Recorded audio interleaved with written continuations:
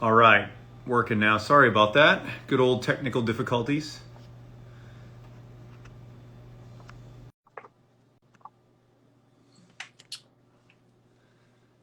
All right, so Eric should be on in a second. Guys, we're going to talk about the evaluation process, testing, et cetera today. So if you're looking for more information on the evaluation process, assessments, you're not going to want to miss this today because that's what we're going to be basically talking about. And we do have a special guest that's going to be coming on in about 10 or 15 minutes. So just waiting for Eric here. Make sure you get the invite.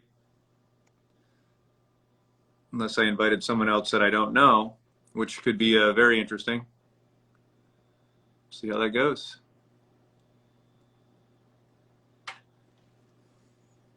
We shall see. We got Mark, got Connor. What's up, guys? Not sure where Eric is. Hey, guys, if you do have any questions regarding assessments, whether it's performance, whether it's a musculoskeletal evaluation, movement screening, etc., throw those in the comments. We can get you going. We'll go from there. For some reason, Eric is unable to join here. We shall see what's going on. I'm not sure why. So give me a second, guys.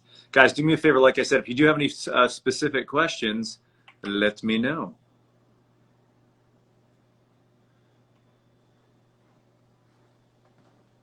What's up, buddy? Hey, do you guys do cattle balls here? We're not even ready yet, but you can come in. We can wait for the Gotti's. Something's up with the interwebs. We got Jones here, Brett Jones. He hopped on last week. He knows a few things about kettlebells, but something's going on with Eric. Eric, let's see what's up, my bud. Well, we can talk. Yeah, we can talk. What were we going to talk about? Do you know anything about evaluations, movement screening, and assessments, and No, performance testing? it's all new to me. No, seriously, I think that obviously something that ranges from being controversial, and the pendulum has swung in the profession. There was a time not too long ago where people would say, if you're not assessing, you're guessing. And now the pendulum has swung to the far other end where people say, well, I just watch people do stuff and that's my assessment. Like, that's how I look at people. And so, it's interesting that it's swung, that far. But I know for me personally, if I'm getting started with a student, I have to do some sort of evaluation. I have to get that snapshot of how they're moving, and that guides me in how I'm going to open up their movement, how I'm going to, because I want them to have a positive response to their training.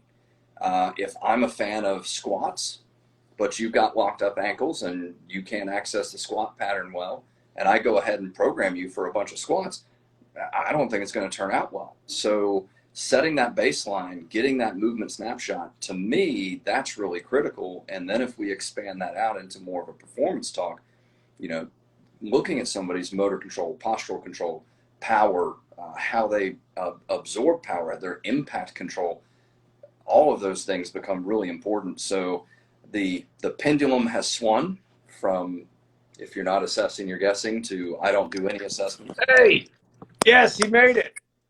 Hey, there we go. Where were you on the flip phone? Yeah, I don't know what happened. I had you. I was waiting, and then I just kept waiting. We've been here since 1:04 at least. Yeah. All right, so he was gonna come. He was gonna come in later, but he decided to crash the party a little bit. Well, I figured it. Yeah. He did our intro. We're good, man. We're just gonna let him talk, and we're just gonna leave. But anyway, so guys, so Brett actually.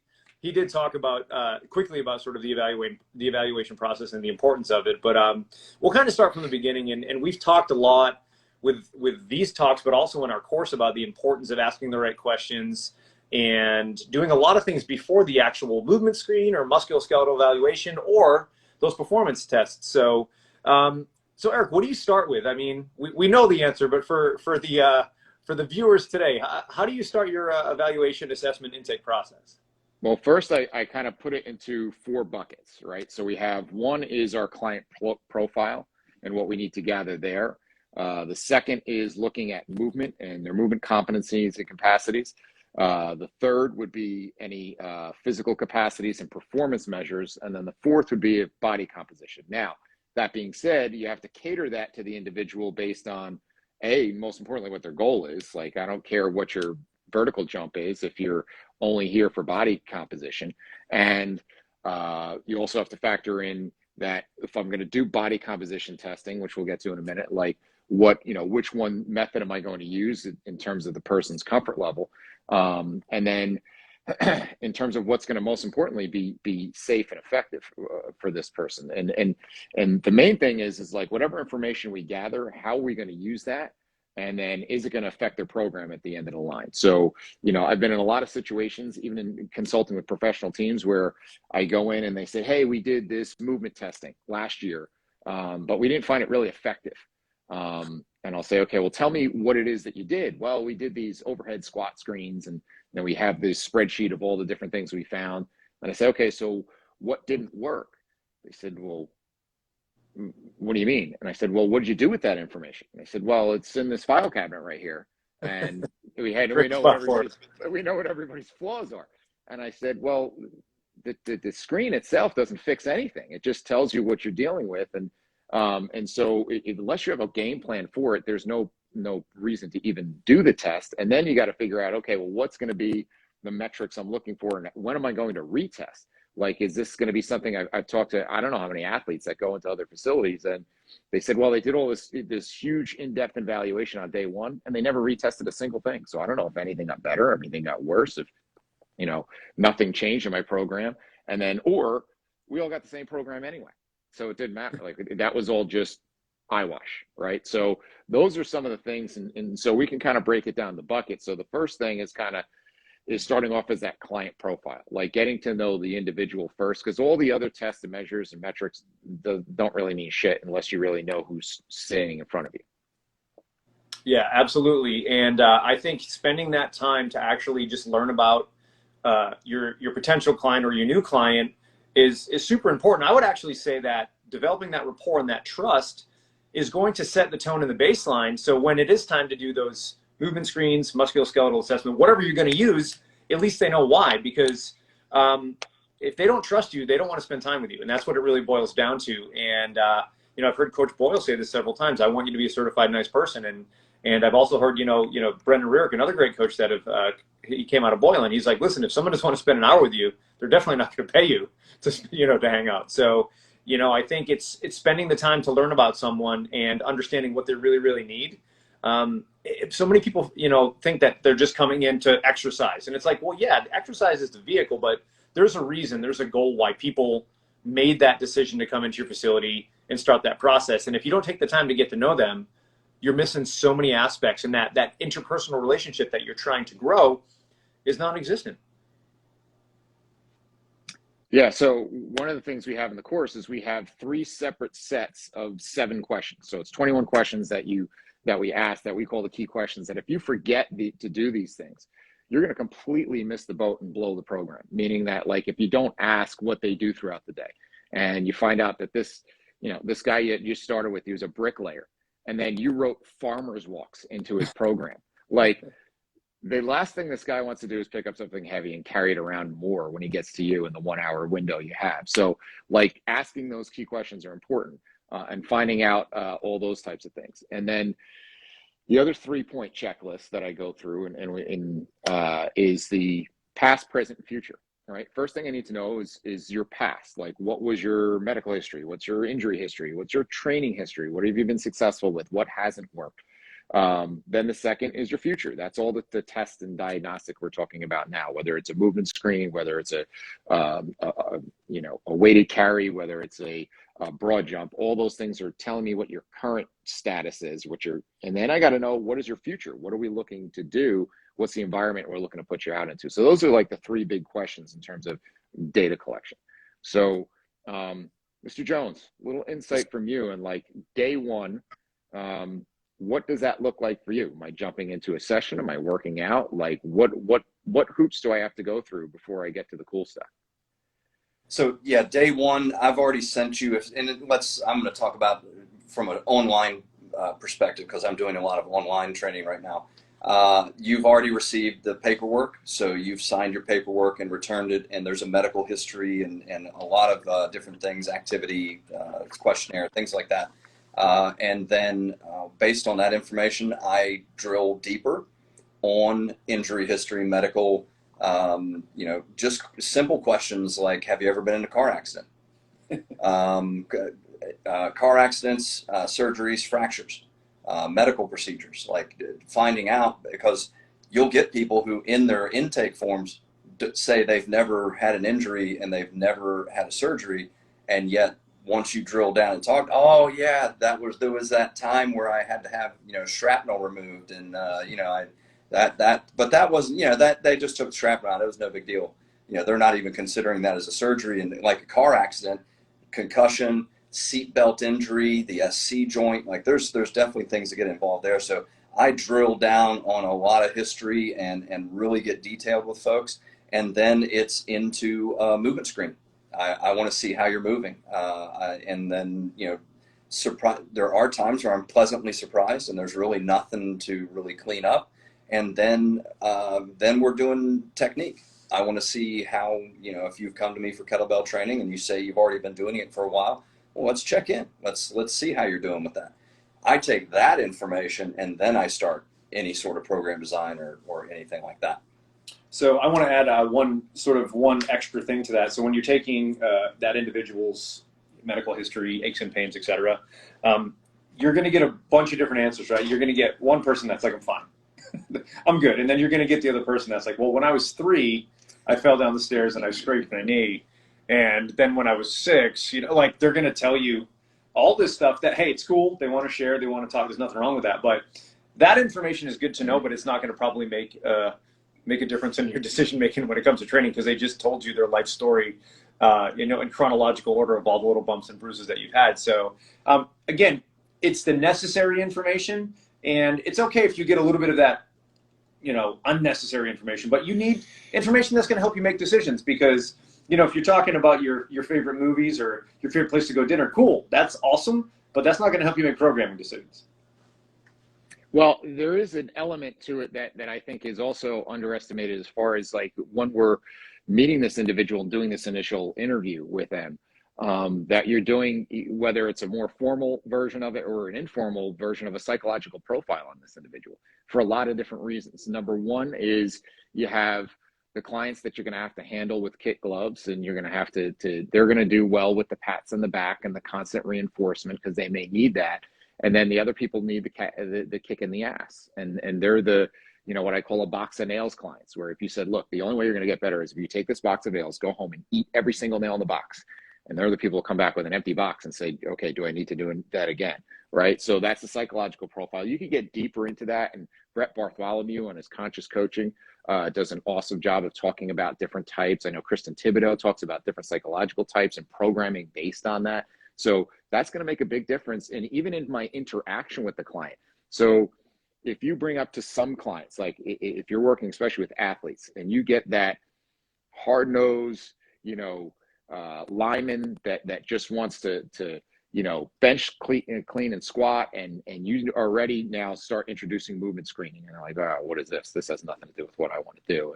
And now all of a sudden I'm going to now talk to them about the impact of breathing on their sympathetic nervous system. They're going to tune out. Like I'm some fluffy, guru, beatnik now to them all of a sudden, because if I introduce that too early, I have to gain that rapport and trust and know when I can address certain things, and whether it's on what tactics you bring in or how hard you push, or whether it's when am I going to introduce, when am I going to feel comfortable to introduce certain maybe difficult discussions that we may need to have. Right now, also, like, okay, so now we're going to do some testing. So obviously, we're known, and we all met through doing the movement screen and doing the FMS, but there's so much more to what an initial evaluation would be, right? And Brett, you talked about some skill stuff. If they're coming to you specifically for kettlebells, that's a good idea to know where their baselines are. Mike, what are some other things? I walk in a skill of strength. What are some of the other tests that I may go through on day one? Well, I think it just depends on the individual as well.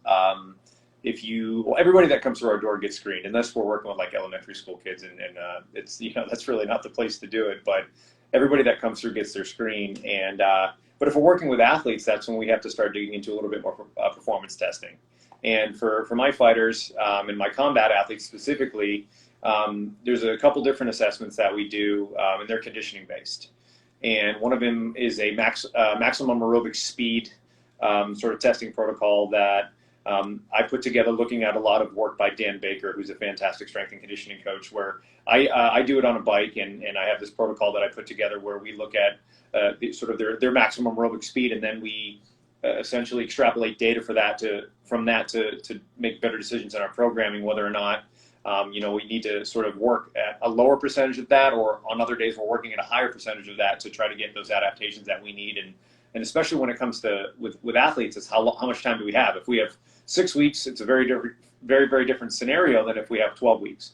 So that's a big one that we use, and we do, depending again on their injury history, et cetera, we may dig into a little bit more of the motor control stuff like Y balance or the single leg anterior reach, and then we can go from there. One of my athletes just said, "I hate that test." Well, sorry, buddy. Yeah, I will say though, Connor, the guy that just did that, he was on the Trueform Runner, and he did a 6:38 mile on the Trueform Runner, which is motoring, by the way. That's probably why you hate it, because you went really fast. But I'm not sorry. Sorry, buddy. Well, and I just want to capitalize on something you just said about hating the test. And I think that that's something that with general pop people in particular, you bring an athlete in, you bring a combat athlete in, they're used to it. Like, this is not going to be, they're used to being evaluated and judged all the time. But you bring a general population person in and you start to test them, test anxiety creeps up. People have issues with being judged and being tested. And so the attitude with which we, the person doing the evaluation, the attitude we bring to it is critical. I strongly believe if you're not laughing, you're not learning, and that I'm going to make that process of going through the screen as fun as possible. I don't want anybody walking away thinking, God, that was awful, and I just couldn't do these things, and they feel, maybe they start feeling a little bad about the testing, or they hate the test, sort of thing. But make it as fun as possible. Like, we're just setting a baseline. And I don't talk results with the people that I evaluate. Like, I may not even show you the results of your screen. And when we talk about interpretation of results, remember when we were laying down on the ground and you were lifting your leg? That was hard to do. Yeah, we're going to go make that better. Oh, okay. Like, just keep it fun, keep it light, keep it happy. I think that the attitude that we bring to the evaluation is critical for the success and the then attitude and trust of the person that we're working with. Yeah, I think that's a key point. And there's different personality types there that you have to realize, and that some are going to want to know every single time they do a test, was that good? How was that? Was that good? And I just answer every time, best I've ever seen. Best I've ever seen. Best ever. So and then making them engage in part of the process too, and because all of this is about creating awareness, right? They came in here expecting you to write this program for them and put them through, this training type of scenario. And so creating that awareness and saying, hey, what did you think you did your best at? What do you think you did well at? And then what do you think you struggled the most with? And see how tuned in they are to where they're at, because some of them are completely clueless. And then you can explain what you just did in that assessment process we just went through is you just wrote your program. You just wrote your program for me, right? Because I had no idea what to do with you when you walked in the door. I would have been just completely guessing and hoping. Now, what we just went through in that last 45 minutes or an hour is you basically wrote your program for me. You told me where to start. You told me what are the key things that we should avoid, what are the key things that we need to work on, and you just wrote your program for me. Circling back to movement, right? Because that's what we're first, usually known as, is movement guys. Is all right. So you have this whole contingent of people that either love the FMS or that don't like the FMS. But I think most of those people who hate it are people who have no exposure to actually what it is, in most cases, and don't understand what we're really trying to do. And then I think there's also a lot of beauty in how certain tests come together when you pile that information. When you look at all the things we talked about, injury history, medical history, and so forth. Now you add a movement screen to that. And now you add on top of that, like Mike, you talked about a motor control screen, right? Or the Y balance test. And now you layer that information. And then yesterday I posted about doing just a simple Beighton scale, right? Looking at someone's tendency toward joint laxity or hypermobility.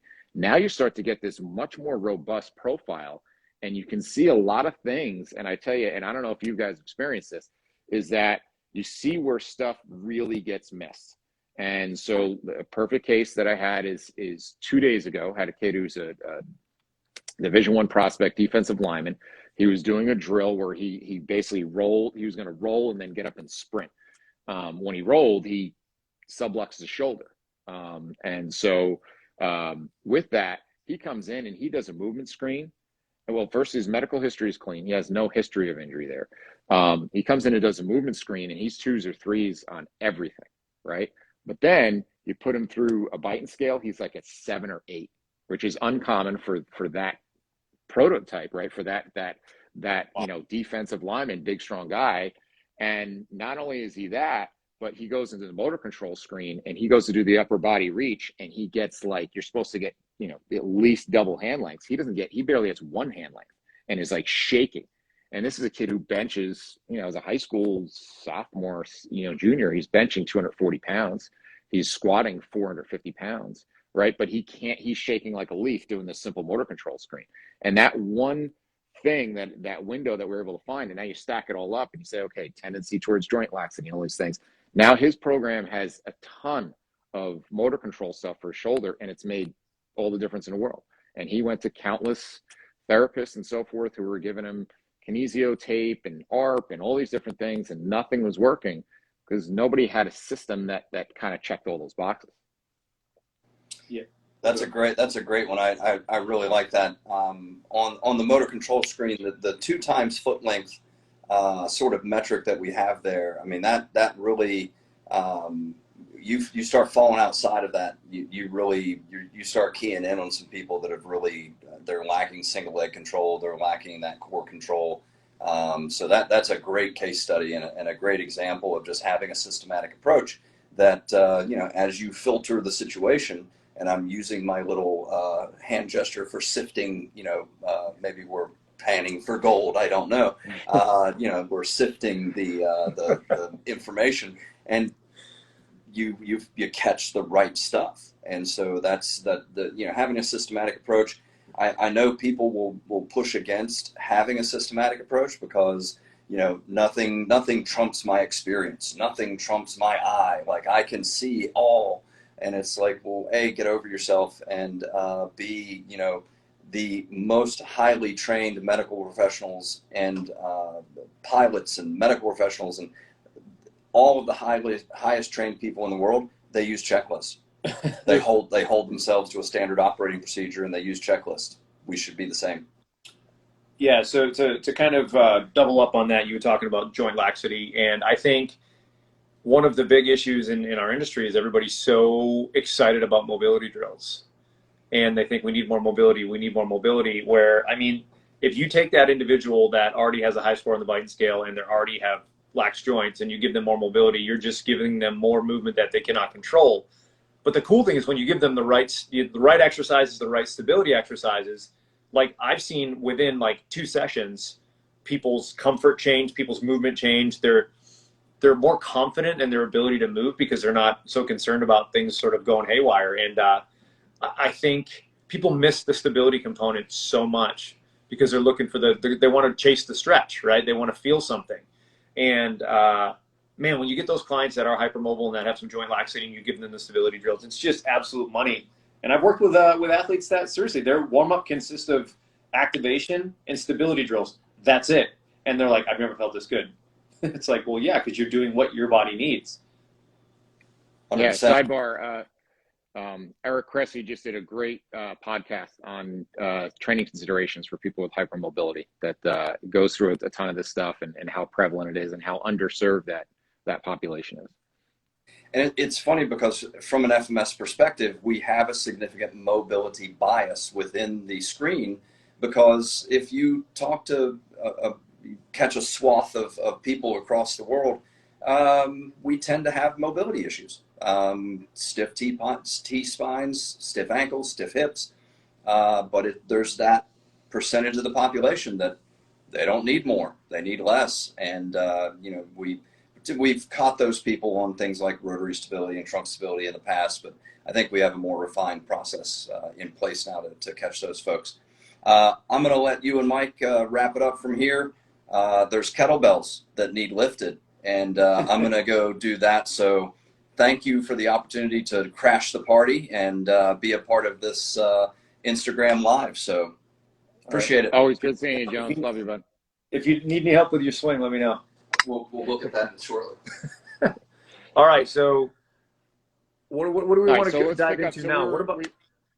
We talked about client profile a ton. We just talked a ton about movement. So let's go back into performance. Like you talked about some of the conditioning considerations, right?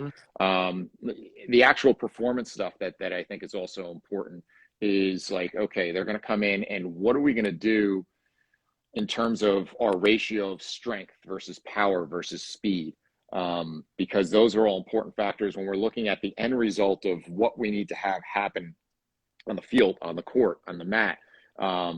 And so, the first thing I always tell to all my athletes and teams is we're working out not to get good at working out. We're working out to get good, right? To get good at what you're here for. And so with that, you have to look at the dynamics of whatever their activity or their sport is.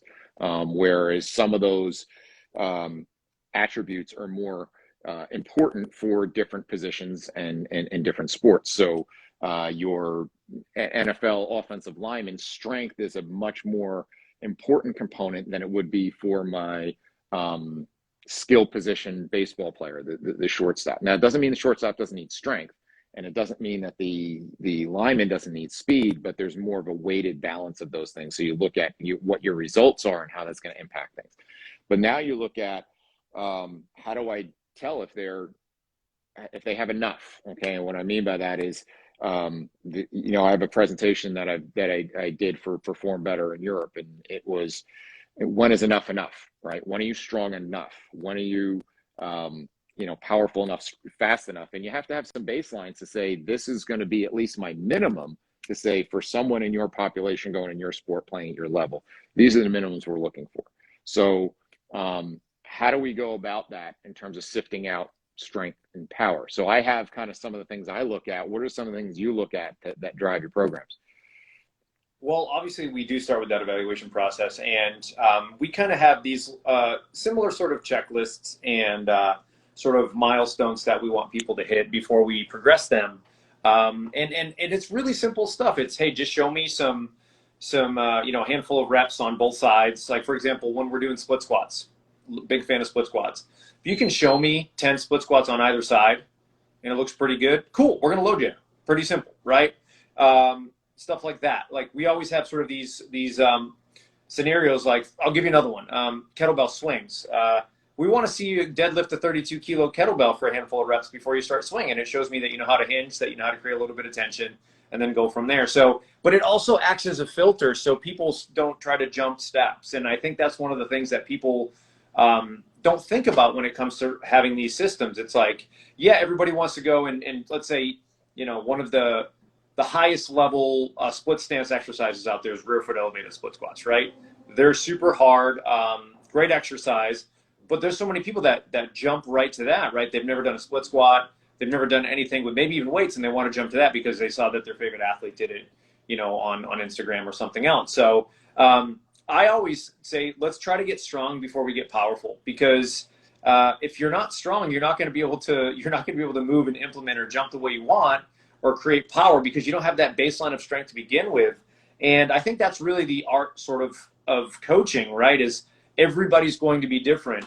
With some athletes, let's talk about performance testing again. If we do a vertical jump, well, guys, a lot of times I'll use the vertical jump. Yes, I will capture their ability to create power in a bilateral stance, but I'm also looking at their strategies of how they jump, how they land. So yes, it's a performance test, but it's also a dynamic type of assessment as well, because you get a little bit more information on their tendencies and their strategies when it comes to moving a little bit more quickly. So those are a few things that I look into as well. But I'll be honest, I use a bunch of different types of assessments based off of the individual. Connor, the guy that chimed in earlier, he's really good on the treadmill, and he's a great runner, and we get a great training effect with running. So some of his conditioning we do on the treadmill.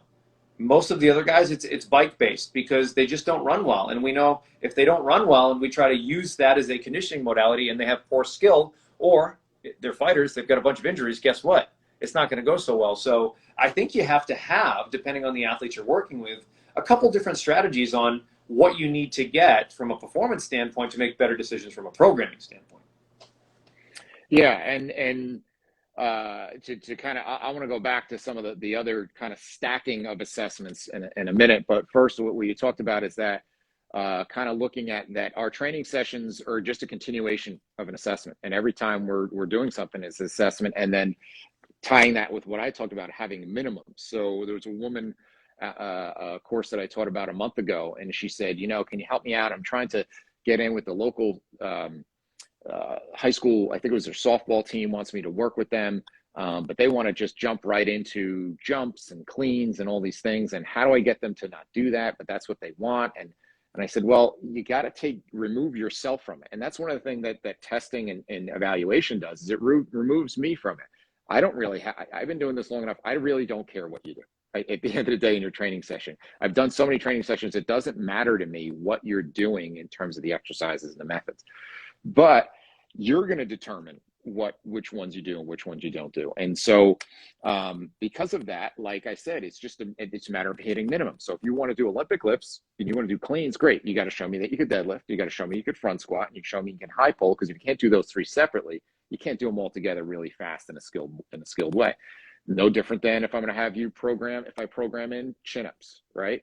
So before I have you do a chin-up, you have to do a straight arm hang for 60 seconds, right? Can you do that? If you can't do that, well, guess what you're doing? You're doing straight arm hangs until you can get to 60 seconds. And if you get 60 seconds there, then we have you do a bent arm hang for 30 seconds. And if you can get to there, well, then now I can trust that you can start doing chin-ups. Because if not, you're just going to get some ugly bastardized version of a chin-up. So there's some minimums that I have you hit to pass. And it's not my preference. I'd love for you to start doing chin-ups, but just do these two things first. And if you get through it, then you earn that right. Now, going back to stacking some screens. On the performance side, what I love to stack, because I work with a lot of baseball, a lot of softball, even some lacrosse for the kids who can't hit a baseball. I joke with lacrosse players, and I know your son's a lacrosse player, but with that, that's what baseball guys say who are too slow for lacrosse. So like myself. So with that, the combination of the FCS, okay, and the TPI power screen together, and I did it. I reposted this video earlier in the week. Really puts together an elegant package of telling me a great profile about you. Because in the FCS, I'm going to look at I capture your motor control, both upper and lower body. I capture your explosive control through a series of jumps, right? Through a series of broad jumps, and how much force can you produce? Can you produce it more off of one leg versus the other leg? How much of that is connected from your lower body versus your upper body? And how much do you sync that together? And then I can look at your impact control. How well do you absorb and recycle energy? And then lastly, what does your postural control look like? And all that's within the FCS. And so with that, I can have two athletes that come in, and they may be two center fielders, and they both want the same goal, but one guy, their FMS screens or their movement screens are exactly the same. Everything in their profile is exactly the same until we get to this FCS. And now one guy, his broad jump, he goes across the gym, right? He's got like this 9 foot, 10 foot, almost 10 foot broad jump. And the next guy, he could barely clear a puddle, right?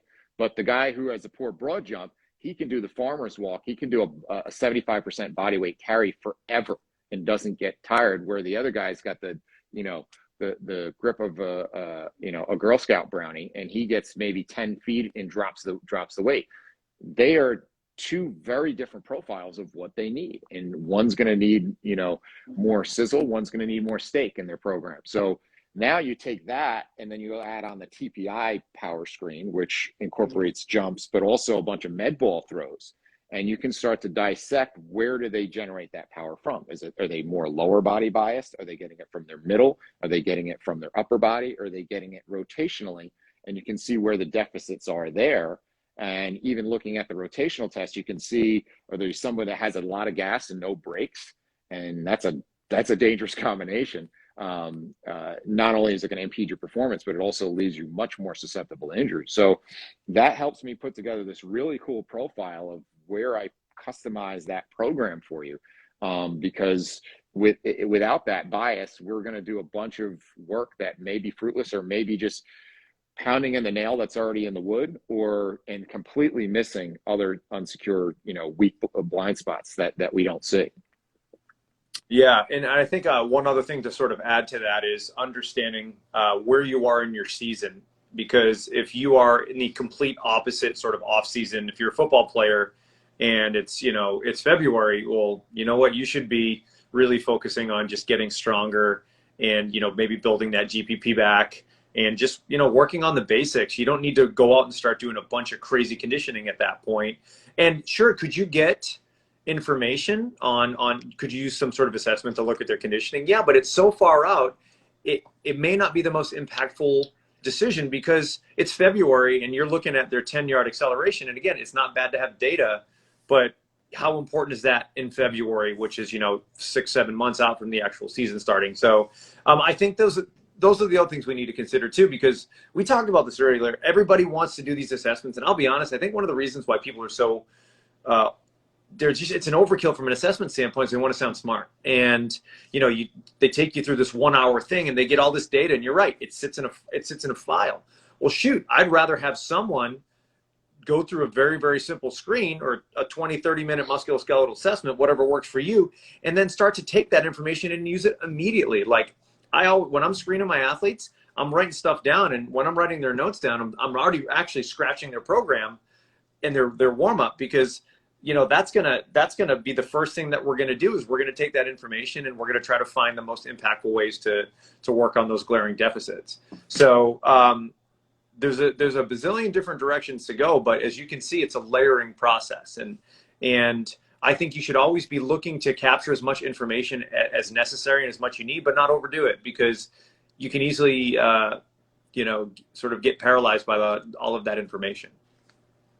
The other main guiding principle that we can't overlook and should be really placed up front is it going to be appropriate, and is it going to be safe, right? Yes. So from a safety standpoint, like the old Tyson line of everybody has a plan until they get punched in the face. Like when you walk in and you're coming in as an athlete, for me, I have a game plan of all the things, the metrics I want to take on you.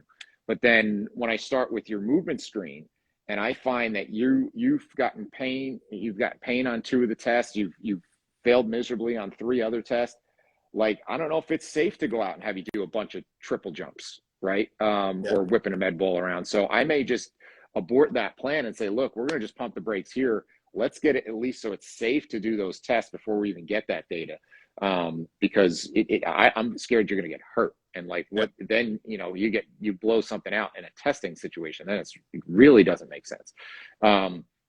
And then make sure it's appropriate. So like that last bucket is body composition, that you have to be sensitive to that, depending on what you use. Like I have Skindex calipers, but if I have especially a male working with a female, and I have someone that's not comfortable with their body, and I'm going to have them lifting their shirt up and I'm going to start pinching stuff, like it's probably one of the most horrible things you can do to an individual. And it's really a crappy process to go through. So you got to make sure they're comfortable with it and they're cool with it. So that, so you might need to shift gears and say, I'm just going to do some tape measurements with this person, or use some other gauge. Or if you have the ability to do bioimpedance or something that's less invasive, that might be a better play in that situation. Yeah. Now, the one thing we didn't talk about is strength testing. Now, I'm in high school weight rooms almost every day of the week, right? And everybody's in high school weight rooms wants to test, and the kids want to do it every day. Like I literally walked into the weight room yesterday with one of my teams, and I walk in, like, we didn't do our warm-ups yet. It's just kids waiting for everybody to get there. And a kid is about to unrack 225 off the bar, off the rack. And I go, what are you doing? He's like, I just want to see if I can do it once. No warm up, nothing. Literally put his backpack down and wanted to see if he could do it once. And it's like, first of all, that's not how it works. Okay. And max strength testing is something that I've moved away from in the team setting, because it's not, I can extrapolate that from doing a progressive, work of 5s and 3s and 2s and kind of extrapolate your averages from there to kind of guess your maxes. And the only reason I even use the maxes is because I love to use Wendler's 5-3-1 system with teams, because if not, every kid tries to max out every time. And so with that, if I have a spreadsheet on the wall that says, Mike Perry, this is week 1, we're doing level 1. Today's a 5-5-5 plus. These are your warm-up weights. These are your work weights, and you don't deviate, right? That keeps you in your lane a little bit to make sure that I don't have chaos of every kid just loading up as much weight as they can on the bar. But in terms of strength testing, it's really a matter of, is it going to make an impact on your training, and is it going to really change your program at all? Yeah, I honestly, I a few times I did some strength testing, but with my athletes, specifically combat athletes, it doesn't matter, because I've trained some really, I'll be honest, sometimes the most impressive guys in the weight room are the worst fighters. That's just how it is. So there's just no carryover, right? If that was the case, if we knew that getting everybody as strong as possible would make them better fighters, I would just, have everybody do some basic powerlifting stuff, and we'd win every fight. But it just doesn't work like that. And then that's the art and the science, right? I mean, I have one of my guys is one of the top 5 UFC fighters in his division, and he's a pretty strong dude. Could he be stronger? Yeah, but would that move the needle? I don't think it would. I think there are other important qualities that we need to develop instead of trying to get an extra, 20 pounds on his deadlift. Yeah, and so that's not, because now you're shifting gears. You're talking about maximum versus we talked earlier before about minimum. And really what you're looking for is optimal. Like, what is optimal is really what it is. Because if you add 5 pounds to that guy's bench, it may not move the needle if you're skipping other things to get there. Now, if you add 5 pounds and all those other things those boxes are getting checked, well, then great. Yes, then that's a positive reinforcement of your work. Mm-hmm. But the other way that I'll do max strength testing, and again, I can extrapolate this. It won't be as accurate, but I can extrapolate it from low rep sets of 2, 3, and 5. One is to use a 5-3-1 system, right? So I can program out your weights. The other one is and I think I posted this talking about shoulders a couple weeks ago, is Poliquin has his structural balance testing, where he has strength ratios that you should have. So as an example, with the upper body, if you look at your max bench press, you should be able to do a chin up with 85%, roughly 87% of that. So if I can do a 200-pound bench, right, I should be able to roughly do a chin up with 180. Now, if you don't weigh 180, you strap that additional weight on. And that should be your balance. Now, some people will be grossly deficient in that, and they can't even do a chin up. And some people could do way beyond that. Like I found, and I don't know if my wrestlers just destroy that, right? Because they do so much pulling work. They'll blow that away. And now their ratio is, instead of being 87%, they're like 187%. And then, okay, well, what did we learn? All right, in terms of our programming, push versus pull, these guys need a lot more push work because they're already way too dominant in their pull. And then you look at some of the accessory muscles like the rotator cuff and the traps. There's two lifts we do there, and your seated external rotation and what's called a trap 3 lift. Those should be about 10% of your bench for 8 reps. So now, if I'm way short on that, I may have a lot of horsepower, but I don't have the strength necessary. And this is different than control and mobility. I don't have the strength in the accessory strength muscles of the rotator cuff and the traps to manage all the force I'm putting out in my primary movers of push and pull. So I have to work on that deficit. So that's where those tests can become very valuable in terms of your program to create that profile. But just max, how much do you bench for the sake of how much do you bench doesn't really, answer a lot of questions or check any boxes for me.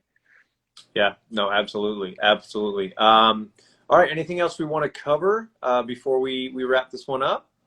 Well, I mean, the last piece I would say is looking at metrics for speed, because that is obviously a huge component in a lot of sports, and how we're looking at that and making sure that is appropriate to whatever it is that that sport is. So speed is very different for a softball catcher than it is for a wide receiver, than it is for an 800-meter runner. So we have to make sure whatever we're using as metrics for speed are going to actually have, you know, carryover, as you mentioned before, and make sure I have the appropriate measures that are going to make an impact. So those would be the last pieces I would add in from a performance standpoint. So again, going back, you got your bucket for a client profile, and I put all this on a post on Wednesday. You have your movement considerations, and that's going to help drive what exercises more you should do than what you should do. You have your performance stuff, and then you have your body composition. So all those things kind of factor in. That pretty much puts a bow on testing and evaluation, and we could probably spend all day. We spend all day talking just about a movement screen. Yeah. In one of our level 1 courses, we could talk, you know, for a week about all the different tested evaluations. So if you have questions, don't be shy about shooting us a direct message or you know, getting word out to us in any way you can. We have some good news in that our principlesofprogramdesign.com is about to go live next week. I'm in the process of uploading our online course, which we just did the final edits on. So our online course will be available, hopefully. We're looking to launch March 31st. So that'll be end of next week. We're hoping to get this out there and available, as well as you can register for our first live course, which is going to be May 1st in Cherry Hill, New Jersey, just outside of Philadelphia. And you'll be able to register for that end of next week as well. So all that stuff is about to come out. So we're real excited about that. Yes, and then, sir. Mike, I'll let you plug this awesome event and how we got lucky enough to get Brett Jones in here for a little bit. You have an awesome event, and I know you've been posting some stuff about how people can contribute. Yeah, so we have an event tomorrow at the gym, and it's an event where we're raising money for colon cancer awareness. And for those of you that don't know, I was diagnosed with stage 3 colon cancer about last year, and I'm very fortunate enough to be in the clear. I'm cancer free, which is awesome. But there's still work to do, and we want to impact as many people as possible. So if you guys could do me a favor, if you check out the link in my bio, it's actually a link where you can directly donate to the Colorectal Cancer Alliance. That's where all of the money from this event that we're doing tomorrow is going to go to. And I got to be honest, man, I keep on checking, and the donations have absolutely blown me away. Originally, my goal was to be able to cut a check to you know, the Colorectal Cancer Alliance for $4,000. It's already. This is not even the event yet. This is just the donation page. It's already well over $4,000, which is absolutely nuts. So if you guys are, you know, if you've got some spare change floating around, do me a favor, head to that link and please donate. It's going to a really good cause. And again, none of it goes to us. All we're doing is we're trying to raise awareness and trying to raise as much money as possible so we can team up with the Colorectal Cancer Alliance and impact some people that have been unfortunately diagnosed with this nasty disease. So, you know, we've got this event tomorrow. It's kettlebells. It's a kettlebell seminar and a barbecue dinner from Red Bones Barbecue up in the city in Boston here. So we're looking forward to it. And Brett's out on the floor right now doing some kettlebells. So yeah, so if you guys can donate, that would be awesome. We appreciate it, and we'll see you guys soon.